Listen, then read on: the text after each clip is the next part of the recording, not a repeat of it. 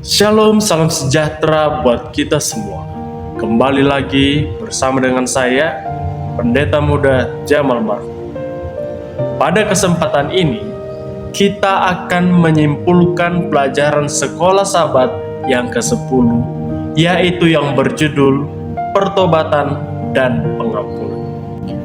Bayangkan Anda tidak sengaja mengotori gaun atau kemeja putih kesayangan Anda dengan tinta hitam yang pekat.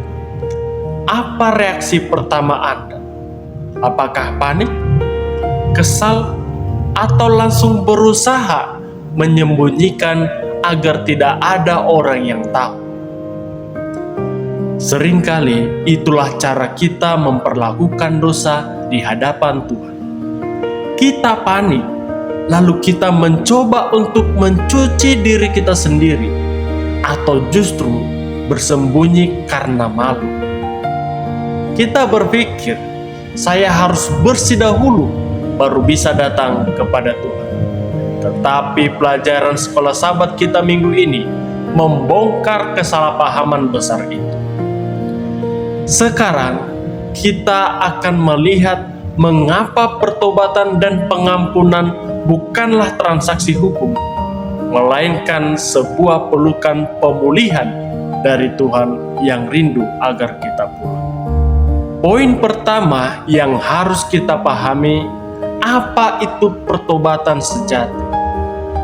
Alkitab memakai kata metanoia, yang artinya perubahan pikiran dan arah hidup. Jadi, bertobat itu bukan sekedar menangis karena takut dihukum.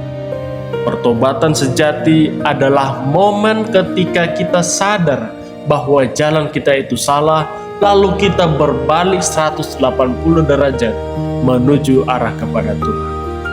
Dan kabar baiknya, kita tidak bertobat dengan kekuatan kita sendiri, tetapi dengan Roh Kudus yang telah mengetuk hati kita. Pertobatan bukanlah tiket yang kita beli agar Tuhan mau mengasihi kita.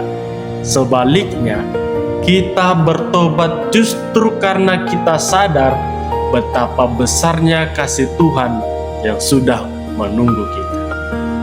Poin kedua, mengapa kita harus mengaku dosa jika Tuhan sudah tahu segalanya? Berdasarkan 1 Yohanes 1 ayat 9, pengakuan dosa itu bukan untuk memberitahu Tuhan tentang informasi terbaru. Tuhan tahu semua rahasia kita. Lalu untuk apa? Namun pengakuan dosa adalah sebuah obat untuk jiwa kita.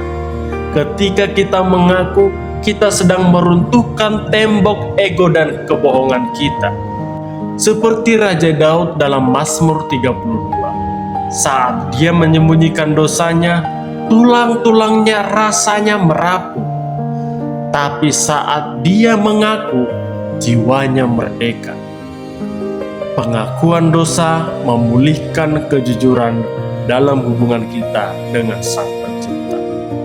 Poin ketiga, seberapa sempurna pengampunan dari Allah. Ketika Allah mengampuni, Dia tidak seperti manusia yang sering bilang, "Saya ampuni, tapi saya tidak akan lupa." Tapi Alkitab mencatat bahwa Tuhan melempar dosa kita ke dalam kubir laut dan tidak mengingat-ingatnya lagi. Di kayu salib, Yesus sudah melunasi semuanya. Kasih karunia ini gratis untuk kita, tapi harganya sangat mahal bagi Kristus.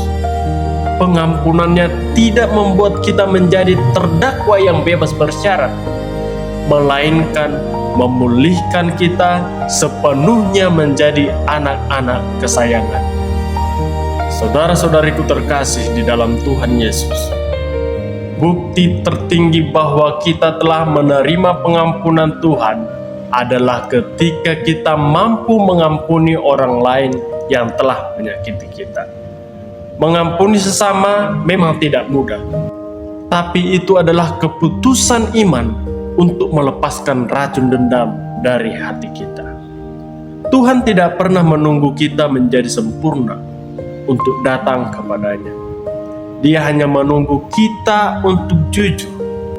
Tetapi hari ini, apabila di antara kita ada beban dosa atau rasa bersalah yang sangat mencekram hati kita, ingatlah, tangan Tuhan yang penuh paku di salib itu masih terbuka lebar untuk memeluk kita.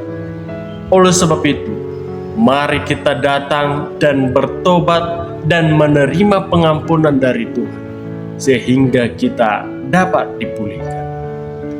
Demikian ringkasan sekolah sahabat kita pada saat ini. Sampai bertemu di pelajaran sekolah sahabat berikutnya. Tuhan Yesus memberkati kita semua.